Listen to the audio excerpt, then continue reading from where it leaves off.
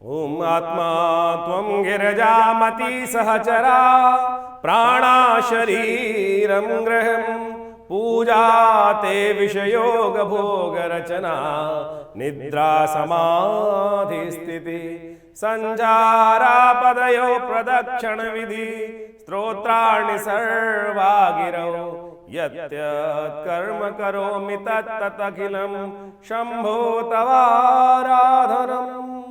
नमस्कार, स्वागत है आपका आचार्य वाणी में। मैं आचार्य डॉक्टर विक्रमादित्य आपके साथ हूँ और आज का विषय जो हमारा है वो है मिथुन राशि। देखिए, फागुन का महीना चल रहा है और इस फागुन के महीने में विशेष तौर पर ग्रहों का योग बड़ा, फरवरी के महीने में जो योग बना है बड़ा ही महत्वपूर्ण है। ग्रहों का योग परिवर्तन की तरफ जा रहा है इन दिनों। यदि मिथुन राशि के अनुसार से बात करें कि आपकी राशि के अंदर मंगल महाराज लग्न में चल रहे हैं और फरवरी के अंत काल में वो मार्गी भी हो जाएंगे और मार्गी होकर, कभी वक्री स्थिति में चल रहे थे वो मार्गी हो जाएंगे, तो कई नए उत्साह की तरफ, आपको कार्य की तरफ प्रेरित करते दिखाई देंगे। शनि महाराज जो विशेष तौर पर आपकी राशि के दृष्टिकोण से भाग्य में चल रहे हैं वो होने जा रहे हैं अस्त।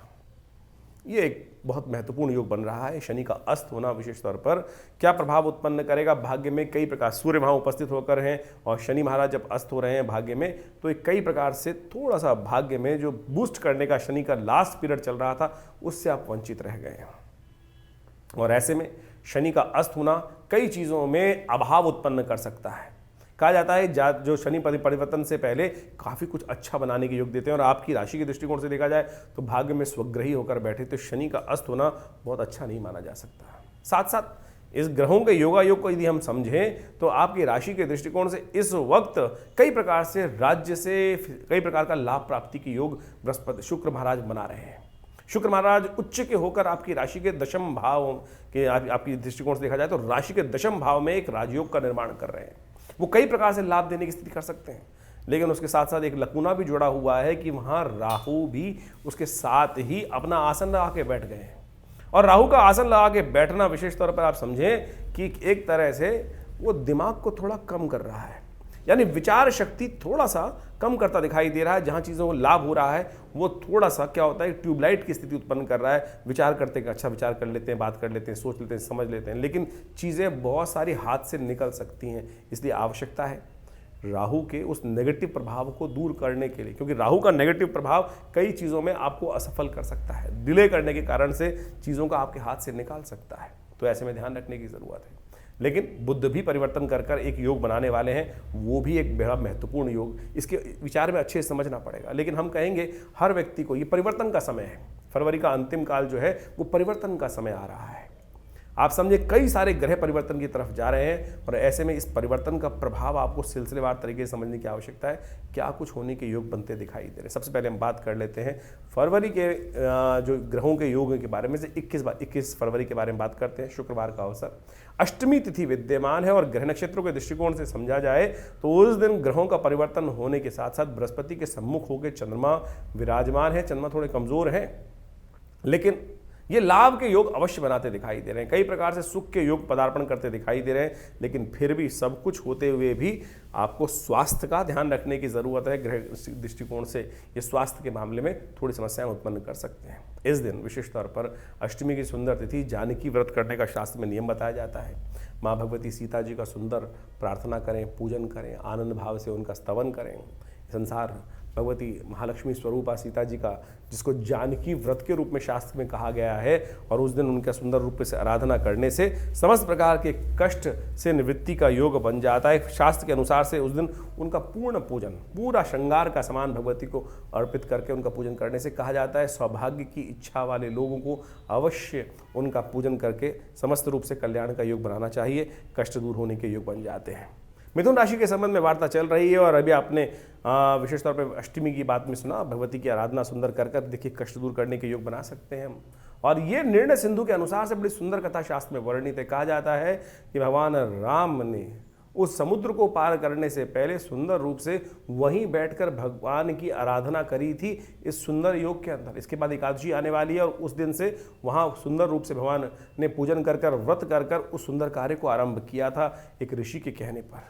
22 तारीख की ग्रहण गणना समझें, शनिवार का अवसर, नवमी तिथि विद्यमान है और ग्रह नक्षत्रों के दृष्टिकोण से परिवर्तन का समय दिखाई देता है। आपकी राशि के दृष्टिकोण से आपके लिए नया उत्साहवर्धन का योग बनता दिखाई दे रहा है। स्वास्थ्य में महत्वपूर्ण परिवर्तन का योग आप स्वयं देख सकते हैं। मनोमस्तिष्क में नेगेटिव विचारों से निकलकर बहुत सारी पॉजिटिविटी होने का योग भी बनता दिखाई देगा। शनिवार का अवसर है और ग्रह नक्षत्रों के दृष्टिकोण से आपके शनि महाराज जो अब अस्त होने जा रहे हैं, बिल्कुल कगार पर आ गए हैं, तो उनको थोड़ा शक्ति देने का और प्रयास कर लीजिए। शनि स्तोत्र का पाठ कर लीजिए, हो सके तो हनुमान जी को चोला भी चढ़ा दीजिए, आपके लिए कल्याणकारी योग बन सकते हैं। 22 तारीख के लिए एक ध्यान रखिएगा, 22 और 23 तारीख को ज्येष्ठा और मूल नक्षत्रों का योग है। इन नक्षत्रों में जो कोई जातक जन्म लेता है किसी घर में, तो उन पूरे परिवार के लिए और स्वयं के लिए भारी होता है, तो उनकी मूल शांति अवश्य करा के रखिएगा। 23 तारीख रविवार का अवसर, दशमी तिथि विद्यमान है। ग्रह नक्षत्रों के दृष्टिकोण से इस दिन सबसे बड़ा परिवर्तन होने का जो योग बन रहा है वो है शनि महाराज का। शनि महाराज विशेष तौर पर इस दिन परिवर्तन को जाते हुए अस्त होने जा रहे हैं। करीब करीब दोपहर को 1:30 बजे के आसपास शनि का अस्त होने का योग बनेगा और भाग्य में बहुत सारी चीज़ें जाते जाते शनि 1 महीने के लिए पूरे अस्त रहेंगे, उसके बाद तो परिवर्तन की तरफ चले जाएंगे। हम एक पूरा महत्वपूर्ण विषय शनि के अस्त होने से क्या प्रभाव पड़ेगा वो आपके समक्ष रखने वाले हैं इस इन्हीं संवादों में, तो आप चैनल पर जाकर अच्छे से देख सकते हैं। अभी आपके समक्ष वो वीडियो उपस्थित रहेगा। इसका प्रभाव जो आपके लिए हो रहा है, भाग्य में कहीं ना कहीं कई मामलों में चीज़ें आपके हाथ में आती आती निकल सकती हैं और उसके लिए आपको अपने आप को अलर्ट करना पड़ेगा। राहु आपके वैसे ही सफलता वाले भाव में इस वक्त ग्रहण लगा के बैठे हुए हैं, तो उसको थोड़ा ध्यान रखते हुए कार्य करेंगे तो अच्छा रहेगा। तो आपके लिए सबसे श्रेष्ठ हमें दिखाई देता है कि शिव की आराधना, शिव का सुंदर रूप से पूजन करने का प्रयास करें। शिवरात्रि भी आ रही है तो भगवान शिव का रुद्राभिषेक, हो सके तो भगवान शिव का तेलाभिषेक करने का प्रयास करें। इन दिनों बृहस्पति के योग के कारण से आपके शत्रु पक्ष थोड़े हावी हो सकते हैं आप पर, जो विपदाएं हैं थोड़ी बढ़ने के योग बन सकते हैं, इसलिए तेलाभिषेक भगवान शिव का करने से शनि का नेगेटिव प्रभाव भी दूर होगा। तेल दान करना चाहिए। इस दिन विशेष तौर पर ग्रहों का योगा योग जो समझा आप उसको करिए, कल्याण होने के योग बन सकते हैं। 24 तारीख के दिन बात करें, सोमवार का अवसर है, एकादशी तिथि और ये विजया एकादशी शास्त्र के दृष्टिकोण से कृष्ण एकादशी भी कहा जाता है इसको। यह व्रत विशेष तौर पर तो एकादशी हर महीने आती है और शास्त्र में कहा गया है कि कोई और व्रत करो ना करो, कम से कम इस कलिकाल में एकादशी का व्रत अवश्य करने का प्रयास करना चाहिए। ग्रह नक्षत्रों के दृष्टिकोण से ग्रह परिवर्तन की तरफ चले गए और परिवर्तन आपके अंदर मोटिवेशन ला रहा है, नई शक्ति का सृजन कर रहा है, बहुत सारी चीज़ों के आपको समझ सही समय पर डेवलप करता दिखाई दे रहा है। ये ग्रहों का योग एकादशी है। कहा जाता है कि इस योग में भगवान राम जब उस समुद्र के तट पर पहुंचे थे तो उस विशाल समुद्र को देखकर भगवान को भी लगा कि कैसे पार जाएंगे, तब भगवान ने इस दिन व्रत किया और भगवती की उपासना से, भगवान की उपासना से उनको वो मार्ग प्राप्त हुआ जो सत्य किस प्रकार से इस अपार समुद्र को पार करना है। तो आप सुंदर समझें कि भगवान भी आराधना करते हैं, उस शक्ति को प्राप्त करने के लिए उस आराधना को, तप को करना, व्रत करना बड़ा शास्त्र में श्रेष्ठ कार्य कहा गया है, तो अवश्य करना चाहिए। इस संसार में श्रम के बिना कुछ नहीं मिलता, परमात्मा भी बिना श्रम के, बिना तप के कुछ नहीं प्राप्त कर सकता है। तो इन दिनों जिनके एग्जाम चल रहे हैं वो भी समझ लीजिएगा, आपके शुक्र महाराज थोड़े से आपको, आपके मनोमस्तिष्क को थोड़ा नेगेटिव तरफ ले जा सकते हैं, मन को भटका सकते हैं और ये भटकाना जो है ना थोड़ा सा दिक्कत में आ सकता है, तो ध्यान रखिएगा मन को भटकने ना दें। तो इस बात का ध्यान रखते हुए कार्य करेंगे तो अच्छा रहेगा। 25 तारीख मंगलवार का अवसर, द्वादशी तिथि विद्यमान है और ग्रह नक्षत्रों का योग जो परिवर्तन का बन रहा है वो बड़ा महत्वपूर्ण बन रहा है, थोड़ा सा बंधन उत्पन्न करता दिखाई दे रहा है। आपके मनोमस्तिष्क में थोड़ा सा चीज़ों को संभालने में आपको ऐसा हो सकता है कि अकेले फंस गए, कहाँ करें, विडंबना है, क्योंकि इन दिनों जो ग्रहों स्थिति है आपकी वैसी दुस्वाभाविक राशि है, हर चीज़ में ऐसा होगा, आगे करें ना करें कहाँ। कई बार मनोमस्तिष्क में स्थिति हो सकती है कि यार फंस गए बीच में, चिंता ना करें, मंगल शक्ति देगा आपको। मंगलवार का दिन पड़ रहा है तो हनुमान जी की सुंदर आराधना करें, सुंदरकांड का पाठ करें, देखिए कृपा से, हनुमान जी कृपा से, और देखिए कष्ट दूर करने के योग बन सकते हैं। और हनुमान जी ने तो भगवान का भी काम साथ दिए थे, तो आपके काम क्यों नहीं साधेंगे। तो इसलिए हनुमान जी की सुंदर प्रार्थना करने का प्रयास करें। इस दिन भौम प्रदोष का योग बन रहा है। भौम प्रदोष का योग कहा जाता है कि भौम प्रदोष, ऋण संबंधित जीवन में समस्याएं चल रही हो तो उनको अवश्य भगवान का सुंदर आराधना करना चाहिए। और भी ग्रह परिवर्तन की तरफ जा रहे हैं, कुंभ राशि में चलते हुए, यानी आपके नवम भाव में चलते हुए बुध जो हैं वो विशेष तौर पर उदय होने जा रहे हैं और ये आपके लिए एक सुंदर योग है। चीज़ों को ठीक करने का रास्ता पड़ेगा। बुध व्यवसायिक बुद्धि को सही मार्ग पर डालने का रास्ता बना सकते हैं। तो हनुमान जी की सुंदर आराधना करके आप कष्टों को दूर करने का योग बनाइए। 26 तारीख का दिन अद्भुत दिवस है, बुधवार है, त्रयोदशी तिथि है, सुबह विद्यमान है, शाम को चतुर्दशी आ रही है, तो उसके कारण से शिवरात्रि का महापर्व बन गया है। ग्रह नक्षत्रों के दृष्टिकोण से आपके ग्रहों का योगायोग जो है वो महत्वपूर्ण परिवर्तन की तरफ जाता दिखाई दे रहा है। ग्रह इस दिन तो थोड़े भारी दिखाई देते हैं, लेकिन भगवान शिव की आराधना करने से आगे जो ग्रहों का परिवर्तन बनेगा वो बहुत महत्वपूर्ण आपके लिए योग बना सकता है। तो ऐसे में इस दिन तो सब चीज़ें छोड़कर भगवान की सुंदर आराधना सुबह से ही कोशिशें करें, जितना भी हो सके ओम नमः शिवाय का जप तो करने का प्रयास ही करें। देखिए भद्रा है, इस दिन सुबह करीब करीब 11:08 से लेकर रात्रि में करीब करीब 10 साढ़े 10 तक भद्रा रहेगी, तो नए कार्यों को आरंभ करने से बचना चाहिए। ये शिवरात्रि का महापर्व है, महारात्रि है और समस्त प्रकार के मोहों को समाप्त करने की रात्रि है। भगवान शिव का आराधना करने की रात्रि है। शिव की कथा बड़ी अद्भुत है, शास्त्र में कई प्रकार से इस सब चीज़ों को रहस्यों को समझाया गया है। उन कथाओं को हम आपके समक्ष उपस्थित कर रहे हैं, समझिए। शिवरात्रि का महापर्व इस बार 26 फरवरी को है और इस विशेष 26 फरवरी को आप समझे भगवान शिव की सुंदर आराधना का बड़ा महत्व है। भगवान शिव की विभिन्न शास्त्रों में आदिदेव के रूप में पूजा की जाती है और वो आदिदेव जो है ना सदा कल्याण करने वाले हैं। भगवान शिव की कथा शिवरात्रि के संबंध में समझें कि शास्त्रों में बड़ी विचित्र विचित्र कथाएं उपस्थित हैं। एक कथा तो बहुत ही विचित्र है और उसको प्रैक्टिकल रूप में बहुत सारे लोग समझ भी नहीं पाते हैं। आज हम कोशिश करते हैं आपको वो वास्तविक तौर पे समझाएं। एक कथा चलती है ना कि लकड़हारा था, रात में जंगल में उतर के रुक गया था, रात में जंगल में चला गया और जब उसको शेर इत्यादि विभिन्न जीवों की रात को आवाज़ आ रही थी तो उसको डर लगा, तो किसी ना किसी रूप में पेड़ पर चढ़ गया वो, और पेड़ पे चढ़ गया तो देव कृपा से वो देवयोग से वो जो बिलपत्र का पेड़ था, बिलपत्र के पेड़ पे कांटे भी होते हैं, कांटे चुभते थे, उसको हिलता था और बिलपत्र गिरते थे भगवान शिव के वहाँ नीचे। बाई चांस देवयोग से क्या था, शिवलिंग विद्यमान था भगवान शिव का, और शिवलिंग पर पत्ते उसके हिलने के कारण से गिरते थे। अब लोगों के मन में ये प्रश्न उठ सकता है, बहुत सारे लोग हैं जो बहुत बुद्धिजीवी हैं और बहुत ज्ञान रखते हैं, वो बोले जी हम तो देखा है बिलपत्र हिलाते हैं तब भी पत्ते नहीं करते। भाई फागुन का महीना है, पतझड़ का महीना चल रहा होता है और पतझड़ के महीने में यदि कोई बिलपत्र तोड़ने जाए तो हल्के से हाथ लगाने से ही वो पत्ते झड़ जाते हैं। तो शास्त्र में कथा कहीं गलत नहीं लिखी है भाई, शास्त्र में बिल्कुल प्रमाणित तौर पे लिखी गई है कि बिल्वपत्र के पेड़ पे जैसे ही वो चढ़ा तो रात्रि भर उसको डर तो लग रहा था कि आसपास, और ऊपर वाले का नाम तो ले ही रहा होगा, भगवान का नाम तो सब कोई लेते रहते हैं, वो नाम भी चल रहा था भगवान का। जिस भी उसको अब लकड़हारा रहा होगा तो संस्कृत तो शायद नहीं आती होगी बहुत सारे लोग, लेकिन जिस भी रूप में प्रभु का नाम तो चल ही रहा था और हिलने के कारण से वो बिल्वपत्र भी स्वाभाविक रूप से उसके प्रयास से गिर गिर कर नीचे शिवलिंग पर, देवयोग कृपा कैसे होती है, जब जब किस्मत जागनी होती है तो कैसे रास्ता बन जाते हैं, हम कहाँ कैसे घेर घोट के पहुँच जाते हैं। वो लकड़हारा भी वहाँ पहुँच गया और उसने जब हिलने के कारण से सुबह भोर काल तक वो नित्य भगवान का सुंदर अभिषेक चलता रहा। कैसे चलता रहा, बिल्वपत्रों के पत्तों के द्वारा अभिषेक चलता रहा। सुबह भगवान शंकर साक्षात उपस्थित हुए, उनका दर्शन, उसको लाभ प्राप्त हुआ और भगवान ने मनोरथ सिद्ध किए। तो आप भी अहरनिश, ये जागने की वेला है, जागरण की वेला है और इस शिवरात्रि की वेला पर यदि बड़ी श्रद्धा के साथ भगवान शिव का जो चारों पहर की पूजा है ना, वो यदि श्रद्धा के साथ की जाए तो कौन सी मनोकामना पूर्ण नहीं होती। ये सत्य माने, समस्त प्रकार की मनोकामनाएं पूर्ण के योग बन जाते हैं। तो आप अवश्य इस शिवरात्रि पर आनंद भाव से जो भी मंत्र याद है आपको, ओम नमः शिवाय मंत्र तो याद ही होगा, लेकिन शुद्ध रूप से कर लें तो बहुत अच्छा रहेगा। कई लोग ओम नमो शिवाय बोल देते हैं, कुछ और बोल देते हैं, कोई नोमान ओम लगाता ही नहीं है। मंत्र पंच जो मंत्र है, जो पंचाक्षरी मंत्र है जिसको कहा जाता है, वेद का ही मंत्र है, ओम नमः शिवाय। इस मंत्र का अवश्य जप करें, भगवान की कृपा से इनके द्वारा ही करें। यदि रुद्र अष्टाध्यायी का पाठ करते हुए भगवान का शिव का अभिषेक दूध से, दही से, घी से, भस्म रूप के करके उन सब का अभिषेक करने की सुंदर व्यवस्था बना सकें तो उसका तो कहना ही क्या है। समस्त मनोरथ सिद्ध करने के लिए सुंदर सुंदर रूप से शास्त्र में इतनी सुंदर सुंदर प्रमाण उपस्थित है कि अनेक अनेक प्रकार के शिवलिंग हैं। सबसे बढ़िया श्रेष्ठ जो पूजा की जाती है पार्थिव शिवलिंग की, जो कहा जाता है कि मिट्टी की बना हुआ शिवलिंग वो जीवन के यथार्थ को भी समझाता है। भगवान की यथार्थ जीवन को समझकर यदि उसकी रूप से पूजा आनंद भाव से कर ली जाए तो समस्त मनोरथ सिद्ध होने के योग बन जाते हैं। शिवराज विजय कल्प में तो इसके बारे में अद्भुत कथा उपस्थित है कि भगवान शिव का शिवलिंग के रूप में जब पूजन आरंभ हुआ, कहा जाता है बड़ी लंबी चौड़ी कथा आती है शास्त्र के अंदर। एक बार बड़ी विचित्र कथा है, हमने कई बार लोगों को के समक्ष कथा को रखा भी है। शिवराज विजय कल्प के अंदर जो कथा आती है, एक बार भगवान ब्रह्मा को इच्छा हुई कि मैं संसार को मैंने रचा है और संसार को देख कर आऊँ कि किस प्रकार से संसार चल रहा है। वो संसार में जहाँ भी जा गए तो बड़ा विचित्र स्थिति बनी कि ब्रह्मा जो इस संसार के रचयिता ब्रह्मा जी स्वयं आए हैं।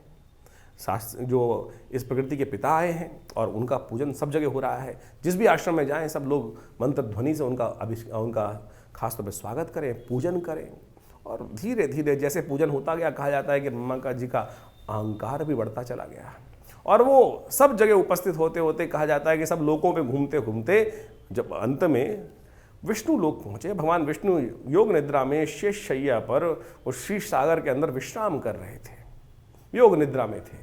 योग निद्रा का मतलब समझें, योग निद्रा का बारे में यदि कथा समझी जाए, क्योंकि योग निद्रा जो शब्द है आज की तारीख में तो लोग छोटे छोटे हैं ध्यान योग कराते हैं और वो केवल लोगों को, व्यक्ति को सुलाकर उसी को योग निद्रा कह देते हैं। लेकिन योग निद्रा शास्त्र में जो वर्णित है वो भगवान विष्णु के लिए ही आती है।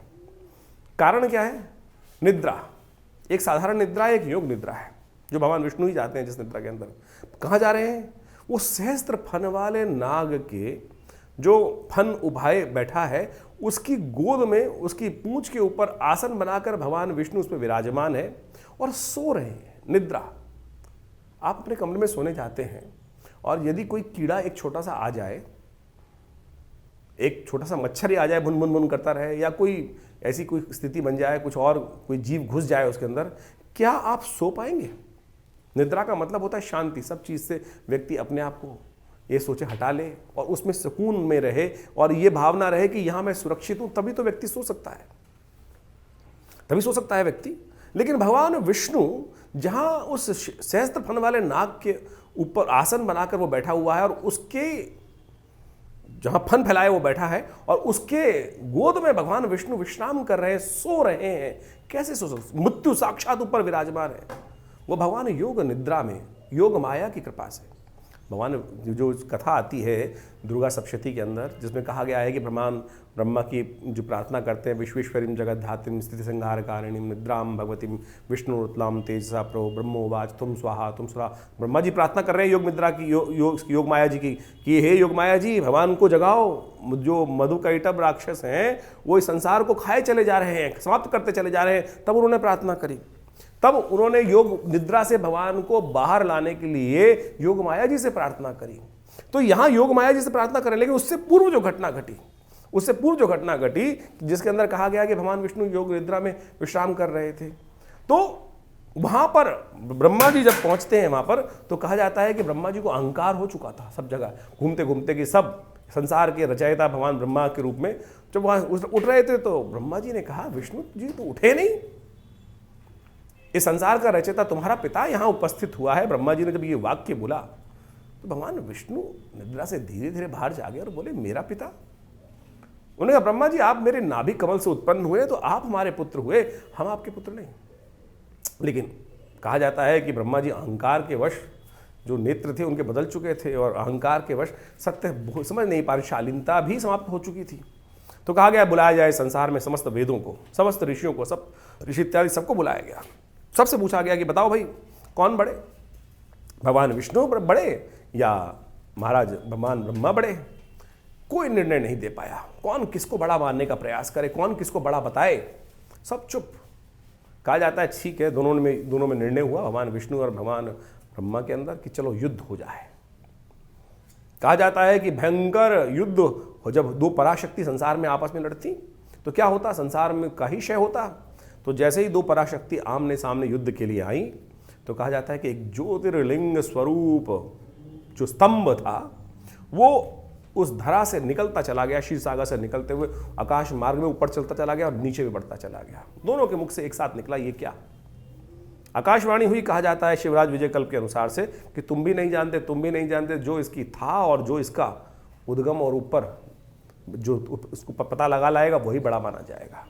कहा जाता है भगवान ब्रह्मा बगुला बन के ऊपर उड़ गए और भगवान विष्णु वराह रूप धारण करके धरा के अंदर चले गए, उसकी था पता लगाने के लिए, उद्गम स्थान पता लगाने के लिए, और उसका अंत पता करने के लिए ब्रह्मा जी ऊपर उड़ते रहे। कालांतर तक बहुत लंबे समय तक उड़ते रहे, पता नहीं चल पा रहा था कुछ भी।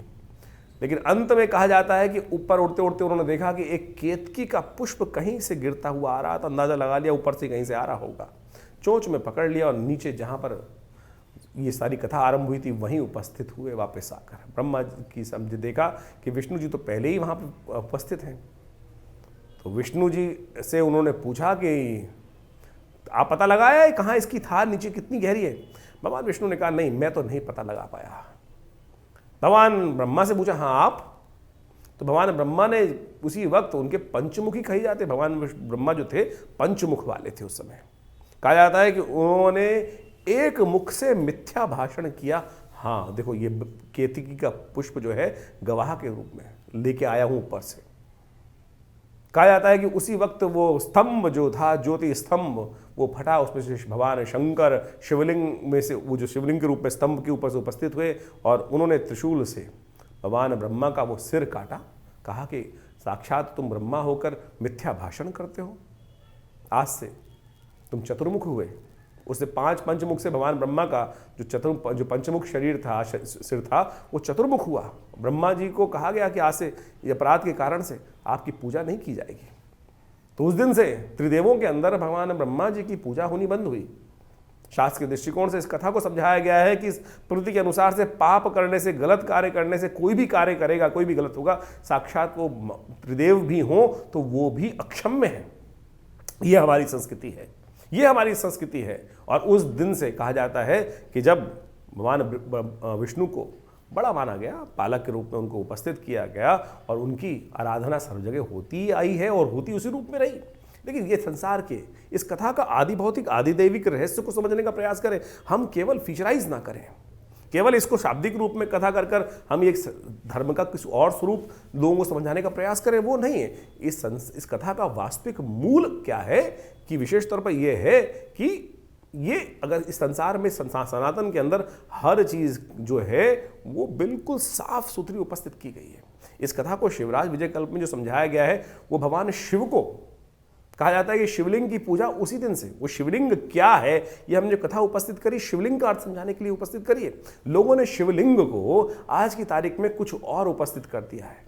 शिवलिंग वास्तविक तौर पर उस दिन से उस शिवलिंग का प्रादुर्भाव हुआ जो ज्योतिस्तंभ के रूप में उपस्थित था, जिसके जो बीच में आके खड़ा हो गया था। शिवलिंग भगवान शिव का कुछ और स्थिति नहीं है, इसको जो गलत लोग उपस्थित कर देते हैं, वो चिन्ह मात्र है, ईश्वर का चिन्ह है, एकेश्वरवाद का प्रतीक है।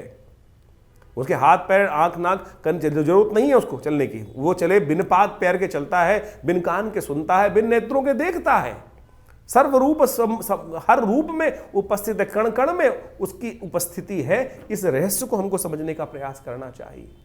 तो इस कथा को इस रूप में समझे कि शिवलिंग कुछ और नहीं, एकेश्वरवाद का प्रतीक है, उस चिन्ह का प्रतीक है, उस ज्योति स्वरूप में प्रतीक है। शिवलिंग आप ज्योति जलाते हैं, उस ज्योति में जो बीच में वो काले काले रंग का एक स्वरूप दिखाई देता है, वही वास्तविक तौर में एकेश्वरवाद का प्रतीक है, वही चिन्ह स्वरूप है। उस चिन्ह पिंडी के रूप में हम उस एकेश्वर परमात्मा की आराधना करने की बात करते हैं।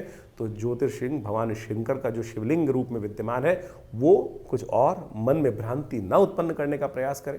इस कथा को यहाँ पर समझाने का बहुत ज़रूरी बात थी, इसलिए हमने इस कार्यक्रम के अंदर, इस संवाद के अंदर इस बात को रखा है। तो आनंद भाव से इस शिवरात्रि के दिन भ्रांति, मन की तमाम भ्रांतियों को हटाकर शिव की सुंदर आराधना करने का प्रयास करें। विवेकानंद योगाश्रम में इस दिन बड़ा कार्यक्रम रखा गया है। आप सब भी पार्थिव शिवलिंग के निर्माण कर भगवान का सुंदर पूजन करने के लिए आश्रम में उपस्थित हो सकते हैं। फोन नंबर्स पे अपना स्थान आरक्षित करके आइए, आनंद रहेगा। तो मिथुन राशि वालों, भगवान शिव की सुंदर कथा आपने समझी, बड़ा सुंदर रहस्य है। इस पर्व को जाने मत दीजिएगा, कहीं ऐसी सोते सोते निकाल दिया तो सोवत है सो खोवत है, जो जागत है सो पावत है। 27 तारीख का विशेष तौर पर वर्णन जो है समझ लीजिए। बृहस्पतिवार का अवसर है, चतुर्दशी और अमावस्या का योग है। अमावस्या क्षय हो रही है इस दिन, और ये अमावस्या का क्षय होना जो होता है वो तिथि का कभी शुभ नहीं होता है। और इस अमावस्या के दिन तो देखिए सुंदर रूप से भगवान की आराधना का सुंदर योग बनता ही है, और कहा जाता है अपने पितरों के निमित्त भी तर्पण करने का प्रयास करना चाहिए। और इस महाशिवरात्रि के दिन यदि ग्रंथों के अनुसार से हम बात करें तो ये फागुन की जो अमावस्या है, सब प्रकार से लिंग पुराण में इसका बहुत बड़ा वर्णन मिलता है। कहा जाता है कि इस दिन विशेष तौर पर उड़द का और दही का इत्यादि का पूजन इत्यादि का सामान बनाकर, नैवेद्य बनाकर, उड़द की दाल के पुए बनाकर, पूरी सब्जी के साथ, खीर के साथ यदि ब्राह्मणों को भोजन कराते हैं तो पितरों के निमित्त कई प्रकार की समस्याएं, बहुत से लोग कहते हैं ना हमारे जीवन में कष्ट चल रहा है, पितृ परेशान है, पितृ रुष्ट है, और हम तर्पण इत्यादि तो बहुत सारे लोग आज भूल ही गए करना है। कम से कम इस दिन अवश्य तर्पण करें, पितरों का निमित्त ध्यान करें, तो अवश्य समस्त प्रकार के ऋणों से निवृत्ति का योग बन जाता है। ग्रह नक्षत्रों के दृष्टिकोण से यदि हम बात करें तो ये योग आपके लिए बड़ा अनुकूल दिखाई देता है। परिवर्तन का समय, भाग्य में जाकर चंद्रमा विराजमान हो गए हैं सुबह सुबह 6:32 से, और ये आपके लिए कई प्रकार से योग बना रहे हैं। बुध भी परिवर्तन का योग बना रहे हैं, शुक्र के साथ राहु के साथ विराजमान होने जा रहे हैं, त्रिग्रही योग बन जाएगा और ये कई मामलों में आपके लिए अच्छा योग बनता दिखाई दे रहा है। लेकिन बुध थोड़े कमज़ोर हैं, उनके बुद्ध को ताकत लगातार देने का प्रयास आपको करना चाहिए और उसका ब्रांग ब्रींग ब्रोंग से बुधाय नमः इस मंत्र का जप करें, हरी चीज़ों का दान करें, आपके लिए अच्छा रहेगा। 28 तारीख का अवसर, फागुन का महीना आरंभ हो रहा है। फागुन का महीना समाप्त होने के साथ साथ जो अब फागुन का जो कृष्ण पक्ष समाप्त हुआ, शुक्ल पक्ष आरंभ हो रहा है और ये शुक्ल पक्ष आनंद का प्रतीक है। होली का महापर्व इस पर्व में आ जाता है इस पक्ष के अंदर, और ग्रहों का ये परिवर्तन आपके भाग्य से सरलता उत्पन्न करता दिखाएगा, धर्म की तरफ आपकी आस्था जाता दिखाई देगा। बड़ा कल्याण का योग बनता दिखाई दे रहा है आपके लिए। धर्म के द्वारा बहुत सारे नए कार्यों को करने के लिए आपके मन में भाव रहेगा और ये समय आगे बढ़ने के योग अच्छे बनाएगा आपके लिए। ग्रहों का योग आपने समझा। जिस प्रकार से ये फागुन का महीना है और इस फागुन के महीने में विभिन्न प्रकार के योग बनते हैं, आध्यात्मिक दृष्टिकोण से ये फागुन का महीना बड़ा अद्भुत बोला जाता है। यदि हम भारतीय पंचांग के अनुसार से बात करें तो अंतिम मास माना जाता है।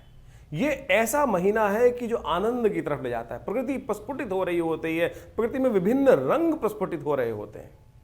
आनंद का, प्रेम का, समर्पण का, आध्यात्मिक उन्नति का, विशेष तौर पर बड़े विभिन्न प्रकार का महीना माना जाता है। कितने सुंदर उत्सव इस मास में उपस्थित होते हैं। होली, धुलेंडी और तो और शिवरात्रि का महापर्व, भगवान कृष्ण की सुंदर आराधना का पर्व, शिव की सुंदर आराधना का पर्व, ये इस समय विद्यमान होता है। और इस बार तो खासतौर पर फागुन के यदि हम बात करें तो कई ग्रहों का योग बड़ा विचित्र तौर पर बन के तैयार है। इस समय में भगवान शिव की आराधना का तो सुंदर योग बन ही रहा है। कहा जाता है कि एक बार भगवान शिव की सुंदर आराधना यदि उस शुभ योग में कर ली जाए, कथा आपने सुनी, इस कार्यक्रम में हमने वो कथा उपस्थित करी कि कैसे लकड़हारा अनायास ही उस वृक्ष के ऊपर विद्यमान था, हिलता था और उसकी वजह से वो पत्ते गिरते थे और भगवान की कृपा अनायास ही कर्म करने से प्रसन्न हो जाती है। तो सुंदर सोचें कि कितना सुंदर वेला है। अनायास ही हमारे कर्म से भगवान प्रसन्न हो सकते हैं और जो श्रद्धा के साथ, आनंद के साथ, पूर्ण विवेक के साथ और विश्वास के साथ यदि प्रार्थना करते होंगे तो उनके तो कितने जीवन के दुष्कर्म जो हैं, पाप जो हैं, वो क्षय हो जाते हैं। और ऐसे में ये सुंदर वेला जो विद्यमान है, इसमें कई ग्रहों का योग जिसे हमने आपको वर्णित किया वो बन ही रहा है। कई ग्रह परिवर्तन की तरफ गए। शनि महाराज सबसे इंपॉर्टेंट परिवर्तन की तरफ जो जा रहे हैं वो बहुत महत्वपूर्ण है। शनि अस्त जो हो रहे हैं फागुन के महीने में, जो अस्त होने का योग बन रहा है, जो बना है विशेष तौर पर, वो बहुत ही महत्वपूर्ण है। उसको तो विशेष तौर पर उसका लाभ आपको लेने का प्रयास करना चाहिए। मंगल परिवर्तन की तरफ चले गए और तो और साथ साथ बुध भी राशि परिवर्तन करने का योग बना रहे हैं। तो ये सारों का सारा योग जो है बहुत ही विशेष है। इसके अंदर खास तौर पर एक बात और भी समझें कि ये जो मौसम है, ये परिवर्तन का आध्यात्मिक तौर पर बड़ा महत्वपूर्ण मौसम माना जाता है, परिवर्तन का प्रतीक माना जाता है। बसंत का वास्तविक स्वरूप जो है इसी महीने में प्राप्त होता है। आध्यात्मिक दृष्टिकोण से उन्नति करने के लिए सुंदर मास प्राप्त है। इस समय में कई ग्रहों का योग जो हमने बताया आपको, 5 बृहस्पतिवार का योग बन रहा है। और साथ साथ यदि इस पक्ष की बात करें, प्रथम पक्ष की यदि हम बात करें, फागुन का प्रथम पक्ष कृष्ण पक्ष जो है, इसके अंदर एक छठी तिथि बढ़ी और अमावस्या घट गई। और ऐसे में ये योग जो है एक ही पक्ष में एक तिथि घट जाना और एक तिथि बढ़ जाना, विशेष तौर पर ये विशेष तौर पर थोड़े भाव के लिए, जो लोग कार्य कर रहे हैं, जो बिजनेस कर रहे हैं, कई प्रकार के कार्य कर रहे हैं, उनके लिए बड़ा सावधानी भरा है। व्यवस्थाएं बदल सकती हैं। साथ साथ पूरे विश्व के दृष्टिकोण से हम यदि देखें तो ये फागुन के अंदर जो 5 बृहस्पतिवार का योग बन रहा है, ये कहीं ना कहीं अशांति को भी बढ़ाता है। कहीं ना कहीं कुछ ना कुछ इस वक्त देखें किसी प्रकार की स्थिति चल रही है, युद्ध चल ही रहे हैं, कई बहुत सारी व्यवस्थाओं के अंदर, बहुत सारे विदेशों के अंदर, पश्चिम देशों के अंदर व्यवस्थाएं चल रही हैं। उनमें कभी भी कोई भी बड़ा घटना घट सकती है और वो विश्व को अशांति की तरफ ले जा सकती है। वहीं यदि हम बात करें कई प्रकार से ग्रहों की और की योग की, मंगल ग्रह परिवर्तन की तरफ बहुत महत्वपूर्ण योग बना रहे हैं। और इस मंगल के योग को हमें जीवन में परिवर्तन करने का सुंदर प्रयास जो हमारी आप राशि के अनुसार से हमने आपको बताया है, ये उपाय बड़े सरल हैं। देखिए, हम इस कार्यक्रम के माध्यम से आपके समक्ष जो ये उपाय बताने का आपको प्रयास करते हैं, वो सीधे साधे उपाय, पौराणिक मत के अनुसार से वो उपाय आपके समक्ष उपस्थित करते हैं। आमतौर पे ज्योतिष की जो विभिन्न स्थितियां हैं वो ऐसी बन गई हैं योगों के अनुसार से कि वो विशेष तौर पर जो योग बताते हैं कि वो टोटकों में फंसा दिया है। लेकिन हम ज्योतिष के माध्यम से पौराणिक कथाओं को जोड़ते हुए आपके समक्ष वो सीधे साधे प्रयोग जो विभिन्न शास्त्रों में वर्णित है। देखिए, भारतीय पंचांग को यदि आप समझें और उसके साथ साथ उन पंचांगों के अनुसार से जो योग बनते हैं, उत्सव बनते हैं, उनका शास्त्रोक्त महत्व जो है वो पुराण इत्यादि ग्रंथों में, वेद इत्यादि ग्रंथों में, उपनिषद इत्यादि ग्रंथों में बहुत सुंदर रूप से उपवर्णित है। वहाँ किस जीवन के, किस व्यक्ति के जीवन में क्या समस्या आई, वो जो कथाएं हैं वो वही हैं, वो सूत्र बता रही हैं, समझा रही हैं कि किस प्रकार से उसने जीवन में कष्ट दूर किए। तो आप भी उन रहस्यों को समझने का प्रयास करेंगे तो हम उस दिन के अंदर जो कथा पढ़ी, जो विशेष तौर पर तिथि पढ़ी, उसके अनुसार से कौन सा वार पढ़ा, क्या योग बनाया, किस प्रकार से हम उन चीज़ों को कर कर अपने जीवन के कष्टों को दूर कर सकते हैं, वो हमें समझना चाहिए। लेकिन आज ज्योतिष के अंतर्गत केवल दुकानें खुल गई, किसी ने नग बेचना शुरू कर दिया, किसी ने कुछ और बेचना शुरू कर दिया है। तो आप ये समझें, हम किसी को तिरस्कार नहीं कर रहे हैं। इस संसार में हर पदार्थ का कहीं ना कहीं लाभ है। पत्थर भी, नग भी कहीं ना कहीं लाभ देते हैं, लेकिन सोचे तो सही, क्या वो असली रूप में मिल भी रहे हैं हमको? आप सीधी तरह से हींग लगे ना फिटकरे रंग चोखा हो, जो उपाय हम आपको शास्त्र के दृष्टिकोण से जो बताया, कथा है, व्रत है। आप सोचिए, सत्यनारायण की कथा इतनी सुंदर रूप से शास्त्र में वर्णित है, श्रद्धा का समर्पण है, भगवान के समक्ष बैठकर विश्वास से मंत्र जप कर कर हम यदि कार्य कर लें तो क्या दिक्कत लगती है आपको? उसमें परमात्मा भी प्रसन्न होगा, आपका हृदय भी प्रसन्न होगा, और जितना अध्यात्म की तरफ जाएंगे, सरलता का कहीं ना कहीं आपके मनोमस्तिष्क में उदय होने का योग बन जाएगा। तो ज्योतिष को इसी रूप में हम समझें तो बहुत कल्याणकारी योग बन सकते हैं। इसके साथ साथ आपकी जन्मपत्री को भी बहुत अच्छे से विवेचना करने की आवश्यकता है। बहुत सारे लोग कई बार कटाक्ष के तौर में कई बात बोलते भी हैं। बहुत सारे लोग बोलते हैं कि भाई आप कैसे पूरे विश्व को 12 राशियों के अंतर्गत बांट सकते हैं? नहीं, बिल्कुल नहीं बांटा जा सकता। लेकिन ज्योतिष के दृष्टिकोण से कहीं ना कहीं गोचर का जो प्रेडिक्शन है वो तो 12 राशियों के अनुसार ही चलेगा, 12 भावों के अनुसार ही चल रहा है, और उन्हीं 12 भावों में ग्रहों का परिवर्तन का 12 राशियों के दृष्टिकोण से हो रहा है। तो उसका प्रभाव कैसे निकलट किया जाता है? हाँ, इसका प्रभाव ऐसा जरूर है कि जो 8वीं मंजिल पर बैठा है उसको एक अलग प्रभाव महसूस होगा, जो जमीन के अंदर है उसको एक अलग प्रकार का प्रभाव महसूस होगा, जो जीवन में जिस आयाम पर है, जिस विशेष तौर पर छोटा है, बड़ा है, गरीब है, अमीर है, उसके अनुसार से उसके परिवर्तन, यानी उसकी जन्मपत्री में किस प्रकार के जब जन्म हुआ, किस प्रकार के योग बन रहे हैं, कौन सी दशाएं चल रही हैं, किस प्रकार से ग्रहों की बेसिक स्थिति है, षडवर्ग में शुद्ध है कि नहीं है, षडबल उसके अंदर किस प्रकार का विद्यमान है, नव जो विशेष जन्मपत्री को जो इंटरप्रिटेशन करने के लिए जो स्थिति बताई, शास्त्र के अनुसार से बताई गई है, उनकी भी बहुत बड़ी महत्वपूर्णता रहती है। तो उसके लिए हम समय समय पर आपके साथ बहुत सारे चैनल पर जुड़ते रहते हैं, और बहुत सारे लोग अपनी समस्याओं का डिस्कशन करने के लिए आश्रम पर आते भी रहते हैं। तो आप भी इस ज्योतिष को बड़े व्यापक रूप से समझते हुए जीवन के सार को समझने का प्रयास करेंगे तो बहुत अच्छा रहेगा। तो हम जो आपके समक्ष प्रेडिक्शन करते हैं, आपके मन में कोई प्रश्न चल रहा हो, चिंता ना करें, आप हमारे इस चैनल के माध्यम से प्रश्न व्हाट्सएप पे भेज सकते हैं। अवश्य हम जल्दी से जल्दी उनके निदान देने का प्रयास करेंगे। बहुत सारे लोगों के प्रश्न आते हैं, उनको प्रश्न निदान भी दिया जाता है। और साथ साथ जो यदि रविवार को आप प्रत्यक्ष रूप से मिलना चाहते हैं तो आश्रम पर सुंदर व्यवस्था रहती है, आप आके मिल सकते हैं। और इस दौरान तो एक बहुत बड़े उत्सव भी रहने वाले, शिवरात्रि का महापर्व, जिसके बारे में हमने आपको बताया है। शिवरात्रि का जो महापर्व है वो बहुत सुंदर रूप से, व्यापक रूप से विवेकानंद योगाश्रम में मनाया जाता है। पार्थिव शिवलिंग का सुंदर निर्माण किया जाता है। सबसे श्रेष्ठ शिव की जो पूजा है, आराधना है, वो पार्थिव शिवलिंग के रूप में ही है। और उनके अंतर वो शिवलिंग की प्रतिष्ठा, जितने भी लोग बैठते हैं वो सब लोग अपने अपने शिवलिंग का निर्माण, 108 शिवलिंग का निर्माण करते हैं।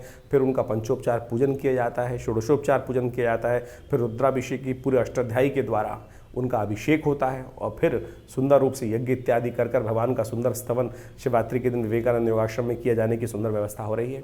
आप अपना स्थान उसमें आरक्षित करा सकते हैं और सुंदर रूप से हमारे साथ बैठकर भगवान शिव की सुंदर आराधना उस शिवरात्रि के महापर्व पर करिएगा। देखिएगा, बिल्कुल वैदिक रीति के अनुसार से हम सुंदर रूप से उस रुद्रा अष्टाध्यायी का, रुद्री का पाठ करते हुए भगवान का सुंदर पूजन चलता है। आप भी यदि उसमें सम्मिलित हो, दिव्य स्थान है, माँ भगवती का सुंदर शिव विग्रह वहाँ उपस्थित है हमारे आश्रम पर दिल्ली में, लक्ष्मीनगर क्षेत्र में विवेकानंद योग आश्रम, जो पीताम्बरा पीठाधीश्वर जो भगवान पीठ है भगवती का है, और वहाँ उस पीठ पर भगवती का सुंदर दर्शन कर कर आप अपने कष्टों को दूर करने के लिए भगवती के सामने प्रार्थना भी कर सकते हैं, और भगवती सुनती हैं। हमने विशेष रूप से ये सिद्ध स्थली, सिद्ध मूर्ति के सामने देखा, हजारों लोग आते हैं और उनकी मनोकामना सिद्ध होती है। आप भी हमारे इस कार्यक्रम में जुड़ें, और बहुत सारे उत्सव समय समय पर होते ही रहते हैं, उसके बारे में हम आपको अवगत कराते ही रहते हैं। तो इस कार्यक्रम में भी शिवरात्रि के महापर्व पर जो होने वाला कार्यक्रम है उसमें अवश्य सम्मिलित हों। ईश्वरी कृपा से मनोकामना सिद्धि के योग भी बनेंगे, कष्ट भी दूर होंगे, और आपके जीवन में कोई प्रश्न चल रहा हो तो उसका निदान जानने के लिए व्यवस्था हमने आपके समक्ष उपस्थित करी।